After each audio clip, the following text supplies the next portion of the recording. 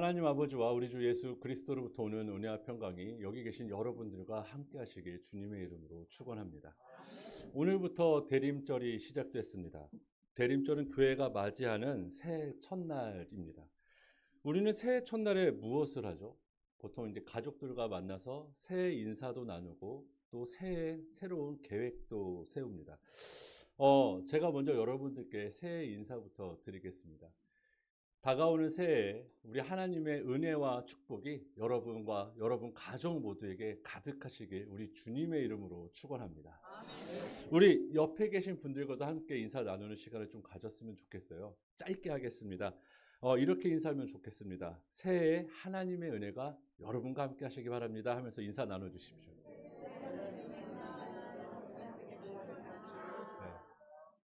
네. 네. 이렇게 안 하신 분들도 조금 있는 것 같은데 반드시 오늘 꼭 해주시기 바랍니다. 감사합니다. 이제 새해 목표를 좀 세워보겠습니다. 새해 목표가 굉장히 중요하죠. 저는 제 개인적인 계획이 있습니다. 그게 무엇이냐면 그것은 바로 제가 매일매일 우리 교회 모든 성도님들을 위해서 기도하는 겁니다.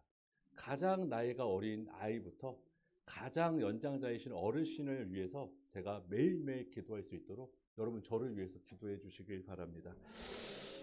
바라기는 여러분도 새로운 신앙 계획을 좀 세워 주셨으면 좋겠습니다. 그리고 그것을 지킬 수 있도록 제가 예수님과 함께 여러분을 위해서 기도하겠습니다.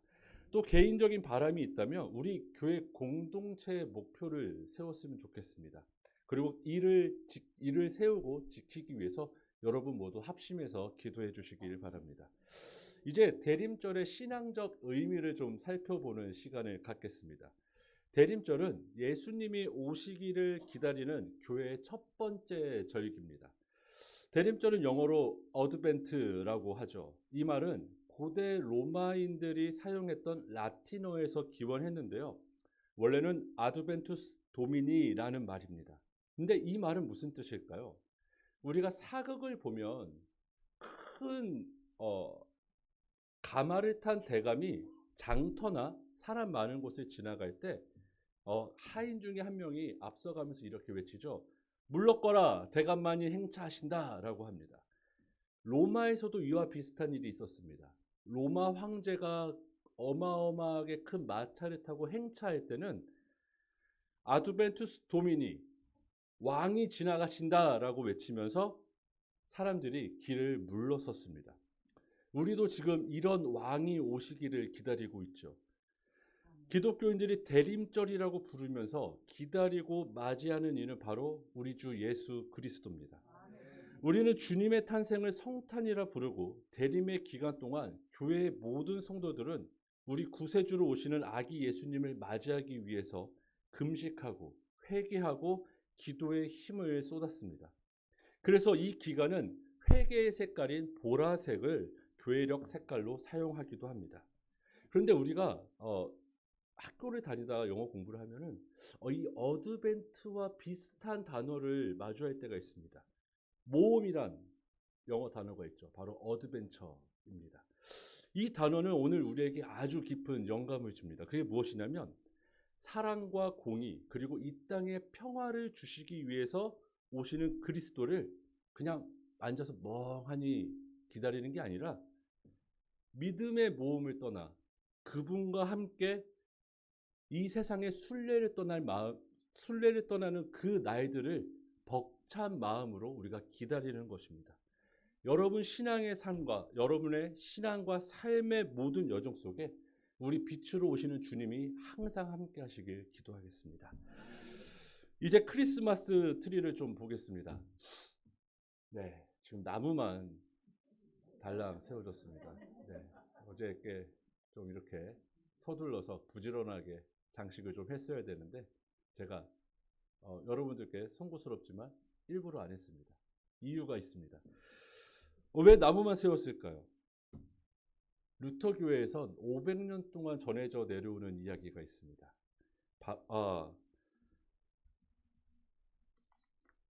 죄송합니다. 먼저 저 나무는 우리가 보통 전나무를 사용합니다. 그리고 이 전나무에 대한 깊은 관계가 우리 루터교회에 있는데요. 마틴 루터가 겨울밤에 산책을 나갔다가 눈 내린 전나무를 봅니다. 근데 달빛에 그 눈이 비치면서 너무 아름답게 보였대요. 그래서 자기 집 마당에 있는 전나무에도 장식을 조금 했습니다. 솜을 붙이고 리본을 매달아서 보는 사람들로 하여금 기쁘게 만들었죠. 그러면서 주님을 믿는 사람들도 하나님의 빛을 받아서 저렇게 아름다워지길 기도했답니다. 그리고 마틴 루터는 성탄목에 신앙적인 의미도 부여합니다. 어떤 의미일까요? 아무것도 없는 그저 그냥 가지랑 이파리만 있는 저 성탄목에 어떤 의미를 부여했을까요? 바로 누가복음 13장에 기록된 무화과 나무를 뜻합니다. 예수님은 그 나무가 죽은 것처럼 보여도 그 안에 생명이 있다고 하셨습니다. 어쩌면 우리 인생도 저 나무와 비슷하지 않을까요? 메말라 보이고 소망이 없어 보이는데 우리에게 걸음을 주시면 우리도 열매를 맺을 수 있는 그런 의미를 마틴 루터는 교인들에게 가르쳐 줬습니다. 그래서 우리는 아무것도 없는 성탄 장식을 보면서 우리에게 새 생명을 주시는 주님을 기다리고 소망할 수 있습니다. 이 앞에 있는 대림절 초에 대해서 좀 말씀을 드리도록 하겠습니다. 이 대림절 초는 어디에서 먼저 시작했을까요? 아시는 분 좀 손 들고 말씀해 주셔도 괜찮습니다. 어디서 했다? 아시는 분 혹시 계십니까? 이 대림절 초의 역사는 사실 로마 가톨릭도 아니고요. 루터교에서 시작됐습니다. 굉장히 유서 있는 장식이죠. 19세기 함부르크 루터교에 비에른 목사가 있었습니다. 이 비에른 목사는 독일 사회복지의 근간이 되는 시스템을 만든 훌륭한 목사님이신데요. 그 목사님이 운영하던 고아원에 그 아이들에게 희망을 주기 위해서 촛불을 밝혔다고 합니다. 그게 바로 오늘 대림절 첫날부터 성탄절까지 초를 밝혔는데요. 1839년 당시 20개의 빨간 초와 4개의 백색 큰 양초를 수레바퀴 위에 올려서 하루에 한 개씩, 평일에는 빨간 초를 그리고 주일에는 하얀색 초를 켰다고 합니다. 요즘 이것과 비슷한 제품을 우리 큰 마트에 가면 볼 수 있는데요. 여러분 혹시 초콜릿 파는 데 가면은 어드벤트 캘린더, 어드벤트 초콜릿이라고 해서 24개짜리 초콜릿을 파는 것을 볼 수 있습니다. 그 선물이 바로 그 비에른 목사가 고아원의 아이들에게 희망을 주기 위해서 고안한 선물이라고 합니다. 그것이 요즘에는 이제 많은 사람들에게 알려졌죠. 후에 독일 교회에서 일종의 절기 관습처럼 저렇게 대림절 초를 세웠는데 이제는 1920년대에서 로마 가톨릭에서 저것을 받아들였고 그 후에는 미국 개신교회가 받아들여서 지금까지 우리 개신교회, 기독교의 전통으로 자리 잡고 있습니다. 서론이 너무 길었죠. 이제 오늘 주님의 말씀을 살펴보겠습니다.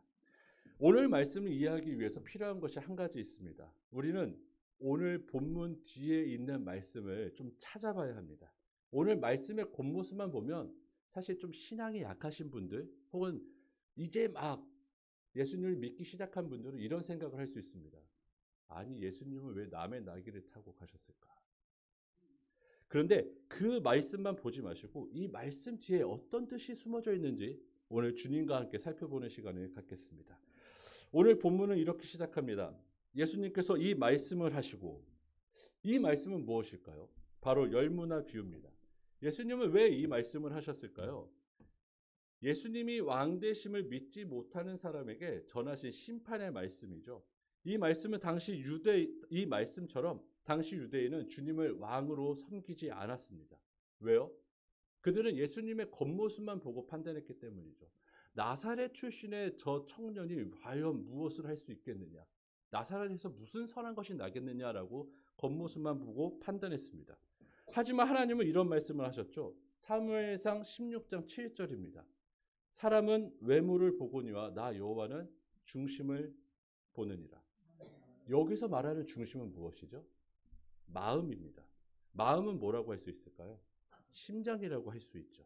즉 사람은 눈으로 그 사람의 겉모습만 판단합니다. 하지만 하나님은 그 사람의 심장을 봅니다. 심장은 생명입니다. 하나님은 그 사람이 심장을 누구에게 맡겼는지 살핍니다. 자기 생명을 하나님에게 맡기고 살아가는지 아니면 썩어 없어질 것에 맡기고 살아가는지 하나님은 그 사람의 심장을 보시죠. 그렇게 선택받은 사람이 바로 다윗입니다. 사실 사람들은 다윗의 출중한 외모만 봤습니다. 그런데 하나님은 그의 심장을 보셨습니다. 하나님은 다윗이 자기 심장을 하나님께 맡긴 것을 보셨죠. 그래서 그 사람을 이스라엘의 왕으로 세우셨습니다. 오늘 예수님도 마찬가지입니다. 주님은 진실로 자기 생명을 하나님께 맡겼습니다. 그렇지 않았다면 그 십자가의 길을 가실 수 없었겠죠. 주님은 세상의 모든 백성을 구원하기 위해서 자기 목숨을 하나님께 맡겼습니다. 그런데 어떻게 하나님께 자기 목숨을 맡길 수 있을까요? 어떤 믿음으로 하나님께 자기 목숨을 맡기고 그 십자가의 고난의 길을 걸어갈 수 있을까요? 하나님께서 나를 다시 살려주실 것이라는 강한 믿음이 예수님 마음에 있었기 때문입니다. 하나님은 이런 예수님을 우리의 왕으로 세워주시고 보내주셨습니다. 하지만 많은 사람들이 주님을 외면했습니다. 그래서 예수님은 왕권을 증명하기 위해서 예루살렘 자기 궁전으로 가시고 계시죠. 그런데 오늘 주님은 어디에서 출발하셨죠? 우리가 성경을 보면 알 수 있는데요. 예수님은 바로 여리고에서 출발하셨습니다. 여리고에서 벳박에 그리고 베다니 마을을 간통하는 길을 지나야 예루살렘으로 갈 수 있기 때문이죠. 그런데 이 길이 굉장히 재밌습니다. 이 길은 유대인들의 노역으로 로마 황제를 위해서 만든 길입니다. 즉 로마 황제가 걸어갈 길을 지금 예수님이 걸어가고 계신 것이죠. 또 벳바게와 베다니는 감람산 근처에 있습니다. 감람산은 어떤 곳이죠? 감람은 이렇게 한문이죠. 이것을 좀 새롭게 말하면 올리브라고 할 수 있습니다. 즉 올리브 나무가 많은 산이죠. 이 산은 예루살렘 동쪽에 있고요. 해발 한 800m 정도 된다고 합니다. 이 산 정상에 올라가면 예루살렘이 한눈에 내려다 보인다고도 하죠. 또 감람산은 예로부터 하나님이 임재하시는 곳으로 유명합니다. 스가랴 14장을 보면 하나님이 감람산에 오셔서 예루살렘을 핍박하는 이방 국가를 심판합니다. 또 하나님께서 이스라엘 백성을 구원해 주신다는 예언이 기록되어 있죠. 사무엘하 15장을 보면 이스라엘 백성에게 거부당한 다윗이 도피하는 곳이 바로 감람산입니다. 이처럼 감람산은 하나님의 승리와 구원 그리고 왕을 향한 백성들의 거절과 그의 고난이 복합적으로 숨겨져 있는 곳입니다. 오늘 예수님은 그 산에서 두 명의 제자를 건너편 맞은편 마을로 보내시죠. 그러면서 이런 말씀을 하셨습니다. 너희는 맞은편 마을로 가라. 그리로 들어가면 아직 아무도 타보지 않은 나귀 새끼가 매여 있는 것을 보리니 풀어 끌고 오라. 여기서 맞은편 마을은 어딜까요? 사실 우리 성경을 보면 조금 헷갈립니다. 벳바게와 베다니 그 맞은편에 있는 산인지 어딘지 좀 정확하지 않습니다. 그래서 마태복음 21장 1절을 보면 좀 알 수 있는데요. 예수님은 벳바게 근처에서 맞은편 마을로 가서 어린 나귀를 가져오라고 하셨습니다. 그렇다면 벳바게를 보고 말씀하셨으니까 어쩌면 어린 나귀는 벳바게에서 끌고 온 것 아닐까라는 생각을 한번 해봅니다. 벳바게를 우리가 한글로 해석하면 뭐라고 할 수 있을까요? 바로 덜 익은 무화과 나무 마을이라고 할 수 있습니다. 다른 말로 덜 익어서 정말 먹지 못하는 무화과가 열린 마을이라고 할 수 있죠. 마가복음 11장 12절부터 14절을 보면 예수님이 벳바게에서 무화과 나무를 저주하셨습니다. 왜 저주하셨죠? 무화과 나무는 잎과 열매가 동시에 열립니다. 그런데 그 무화과 나무에 열매가 하나도 없었습니다. 왜 없었을까요? 사람들이 다 따먹었기 때문입니다. 그런데 첫 번째 열매는 먹지 않습니다. 방금 말씀드린 것처럼 맛없고 비리기 때문이죠. 그런데 왜 이 열매가 하나도 없었을까요? 그 내용을 한번 좀 살펴보도록 하겠습니다.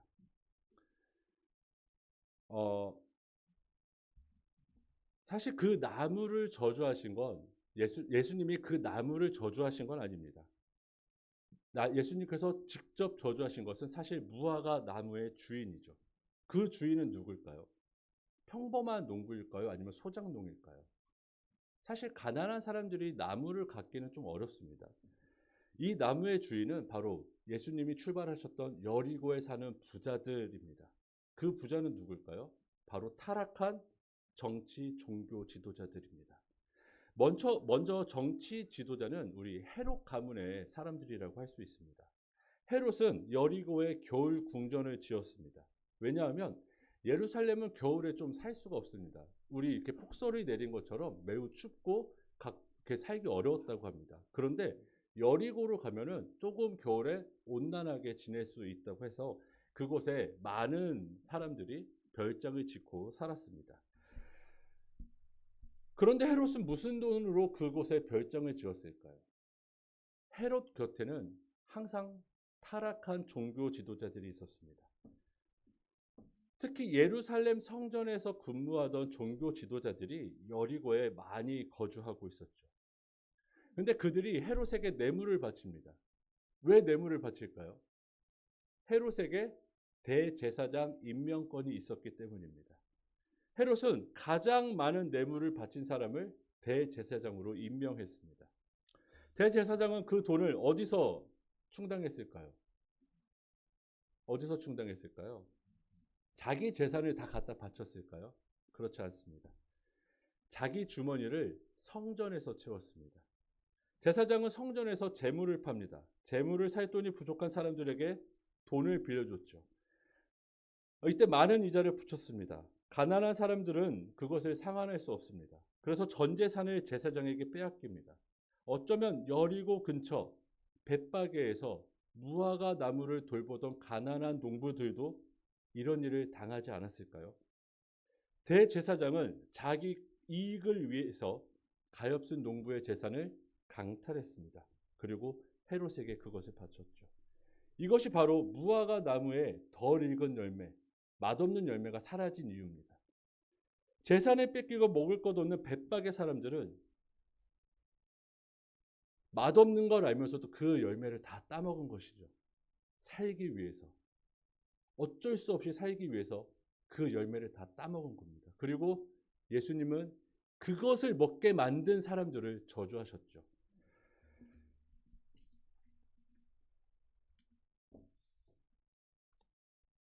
이제 어떤 일이 생길까요? 우리 이제 선한 사마리안의 이야기를 좀 살펴보도록 하겠습니다. 어떤 사람이 예루살렘에서 여리고로 내려가다가 강도를 만나죠. 여러분, 강도는 누가 당할까요? 가난한 사람이, 강도가 가난한 사람 것 다 빼앗을까요? 그렇지 않겠죠. 좀 옷도 잘 입고 좀 뭐 가진 것 많은 사람을 강탈하겠죠. 예루살렘에서 여리고로 가는 사람이 과연 누가 있을까요?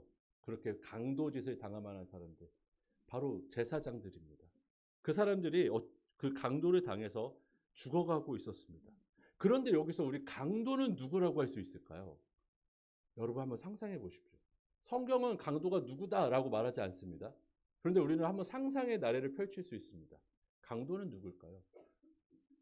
그 타락한 대제사장들에게 재산을 빼앗긴 사람들 아닐까요? 그 사람들은 어쩔 수 없이 먹고 살기 위해서 강도짓을 하게 됐습니다.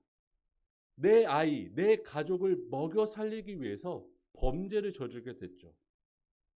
나쁜 짓인 거 다 알고 있습니다. 슬픈 현실이죠. 먹고 살기 위해서 생계형 범죄를 저질렀으니까요. 그래서 예수님은 가난한 사람들을 돌보지 않고 그들을 범죄자로 만든 타락한 정치, 종교 지도자들을 향해서 저주하셨습니다. 그들은 결국 마가복음 11장 20절 말씀처럼 뿌리채 말라버릴 겁니다. 그런데 우리는 여기서 희망의 메시지도 찾아볼 수 있습니다. 창세기를 보면 알 수 있는데요. 비둘기가 노아에게 무엇을 물어다 주죠? 맞습니다. 감람나무 새 잎사귀를 가져다 줍니다.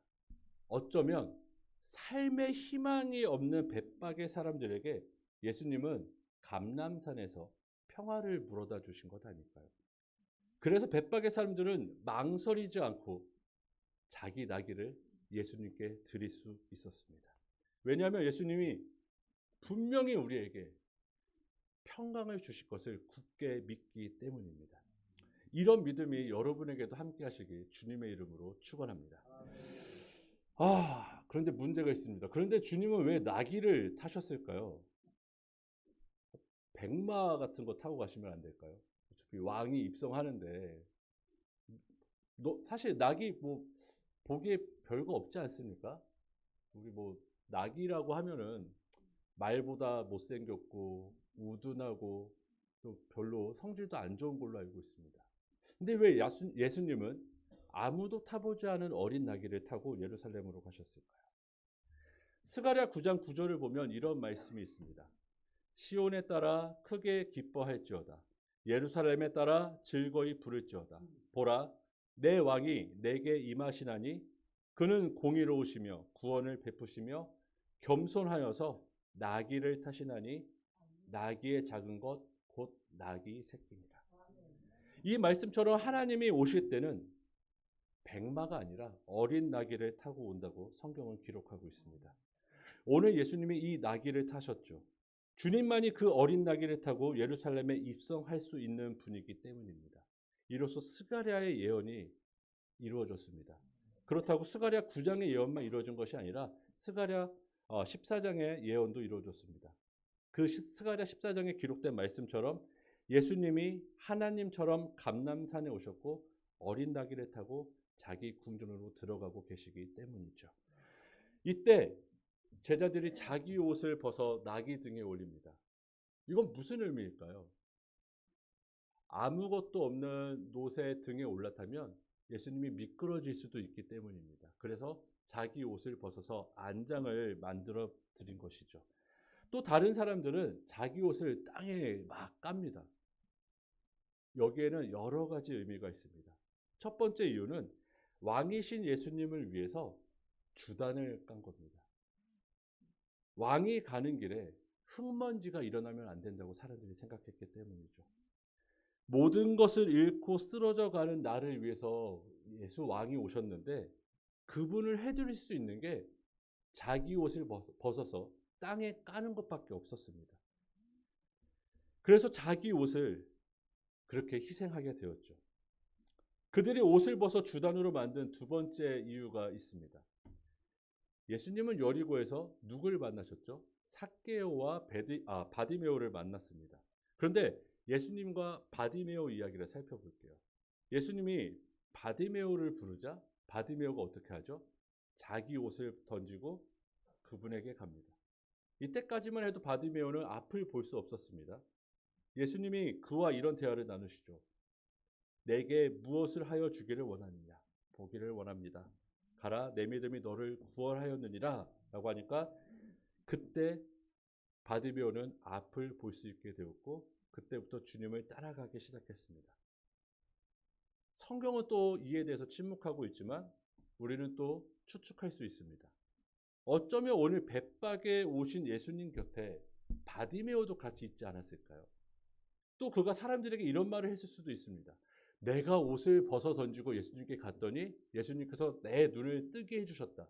내가 하나님의 얼굴을 마주할 수 있게 되었다라고 말이죠. 그래서 사람들은 자기 재산의 전부라고 할 수 있는 옷을 땅바닥에 깔았습니다. 자기가 이루고자 하는 소망을 위해서 그렇게 자기 옷을 버렸죠. 그러면서 이렇게 찬양합니다. 찬송하리로다 주의 이름으로 오시는 왕이여 하늘에는 평하여 가장 높은 곳에는 영광이로다. 평행 본문인 마가복음 11장을 보면 이 찬양 앞에 세 글자가 붙습니다. 그게 무엇이죠? 호산나입니다. 호산나는 부디 우리를 구원하소서라는 뜻을 갖고 있죠.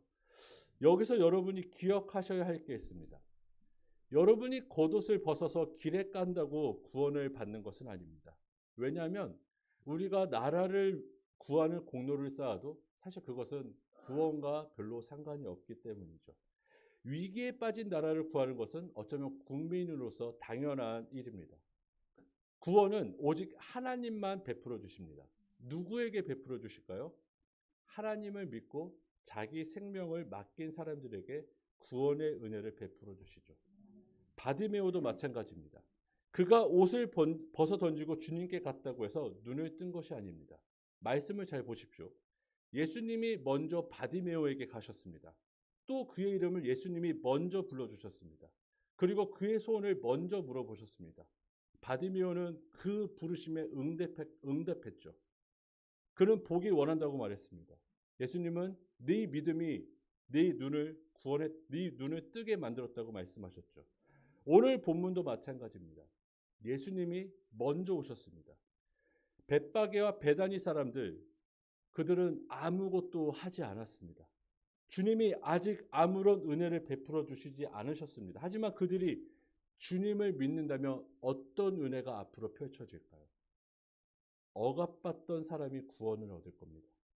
구원받은 사람은 이제 어떤 삶을 살 수 있을까요?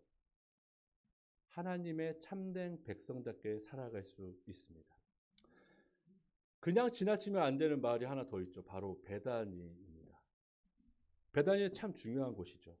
베다니는 감람산 동쪽에 있습니다. 벳바게는 사실 예루살렘에서 이렇게 보인다고 합니다. 그런데 베다니는 감람산 너머에 있어서 보이지 않다고 해요. 이곳에 아주 유명한 사람이 살고 있습니다. 누가 살고 있죠? 문둥병 환자 시몬이라 불리는 나사로입니다. 그는 베다니에서 마르다와 마리아와 함께 살고 있었죠. 근데 나사로, 이 나병 환자는 왜 베다니에 살았을까요?